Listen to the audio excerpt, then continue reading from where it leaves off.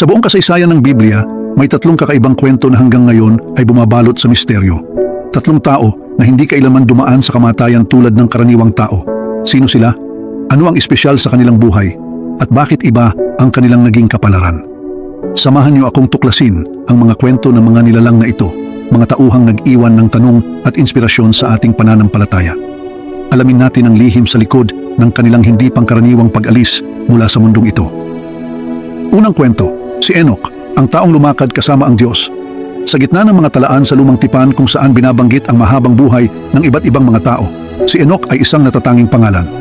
Sa Genesis talata 5 versikulo 24, mababasa ang hindi karaniwang pahayag, lumakad si Enoch kasama ang Diyos at siya ay hindi na natagpuan sapagkat kinuha siya ng Diyos. Isang maikling linya na puno ng misteryo at pagkamangha. Si Enoch ay hindi lamang isang pangalan sa kasaysayan. Siya ay naging halimbawa ng isang buhay na lubos na inalay sa Diyos. Hindi siya nabanggit na gumawa ng mga kahangahangang bagay tulad ni Moses o Elijah.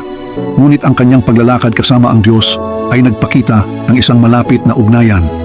Isang relasyon na puno ng tiwala, pananampalataya at pagsunod. Sa Hebrews talata 11 versikulo 5, pinalalim ang kwento ni Enoch. Sa pamamagitan ng pananampalataya, si Enoch ay inilipat upang hindi makita ang kamatayan at siya ay hindi natagpuan sapagkat kinuha siya ng Diyos.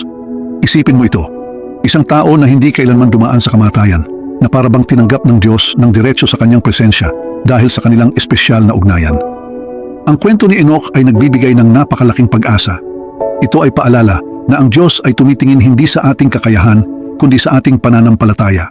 Ang malapit na ugnayan sa Kanya ay may gantimpala, at minsan, ang gantimpala ay lampas pa sa ating maiisip. Bakit si Enoch? Sa tanong na bakit si Enoch ang isa sa iilan na hindi nakaranas ng kamatayan, ang sagot ay matatagpuan sa kanyang natatanging buhay at relasyon sa Diyos. Ayon sa Genesis talata 5 versikulo 24, lumakad si Enoch kasama ang Diyos at siya ay hindi na natagpuan sapagkat kinuha siya ng Diyos. Ang salitang lumakad ay simbolo ng kanyang patuloy at matibay na ugnayan sa Diyos. Isang buhay na lubos na inalay sa pananampalataya, pagsunod at kabanalan. Si Enoch ay hindi lamang isang ordinaryong tao.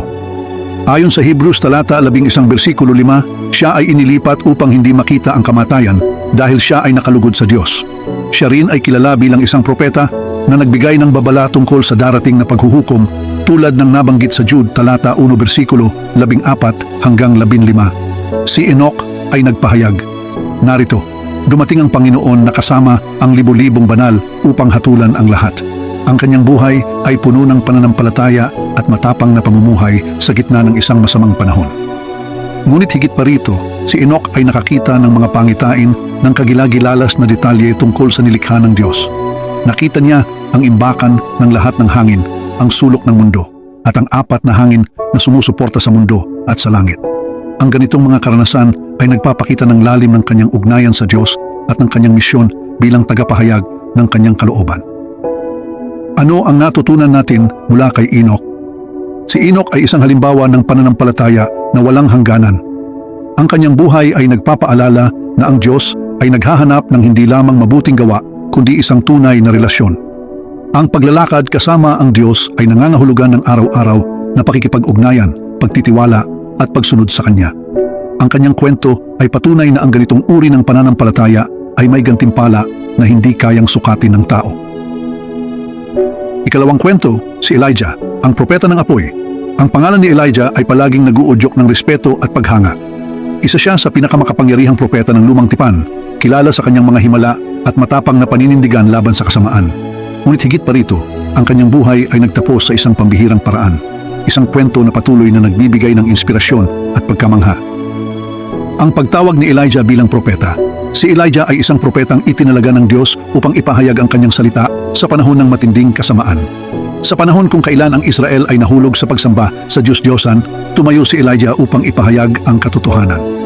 Isa sa pinakatanyag na kwento niya ay ang tagpo sa bundok ng Carmel, kung saan hinamon niya ang mga propeta ni Baal. Ang pag-akyat ni Elijah sa langit. Ngunit ang kwento ni Elijah ay hindi nagtatapos sa kanyang ministeryo sa lupa.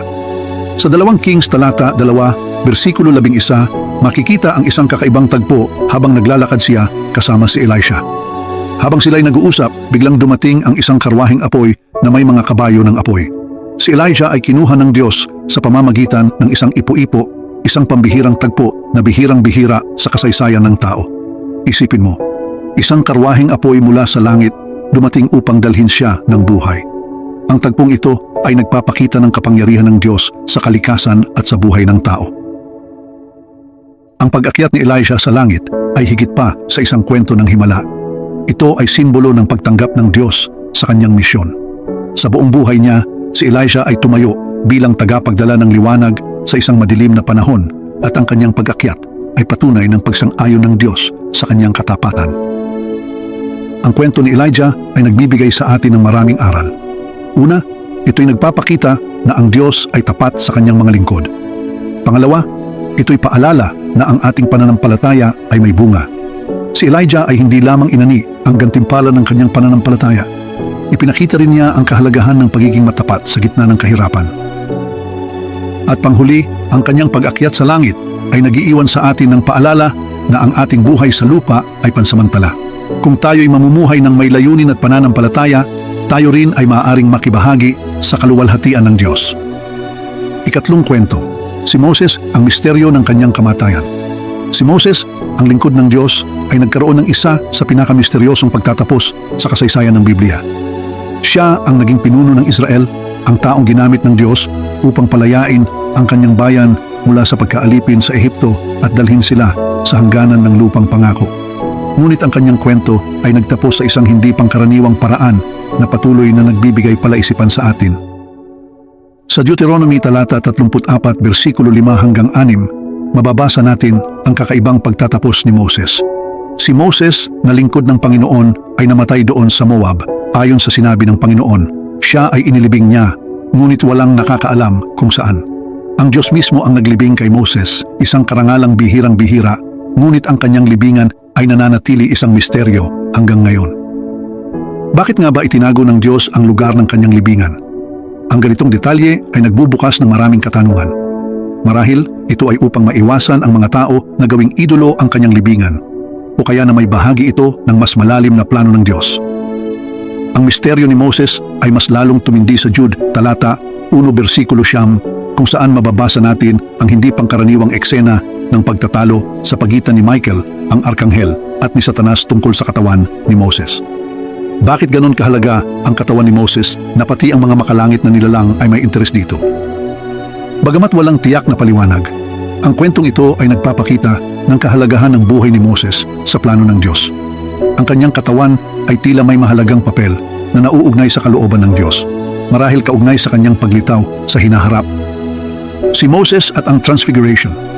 Ang misteryo ni Moses ay mas lalong naging makabuluhan nang muli siyang makita kasama si Elijah sa Matthew talata 17 versikulo 3 sa Transfiguration ni Jesus.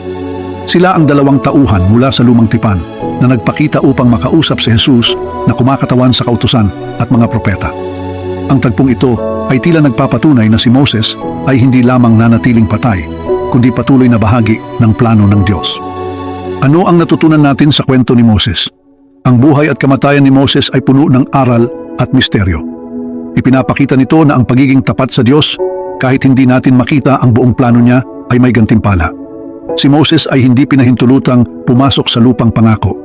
Ngunit siya ay dinala sa mas dakilang plano ng Diyos, ang pagiging bahagi ng kasaysayan ng kaligtasan sa pamamagitan ni Jesus.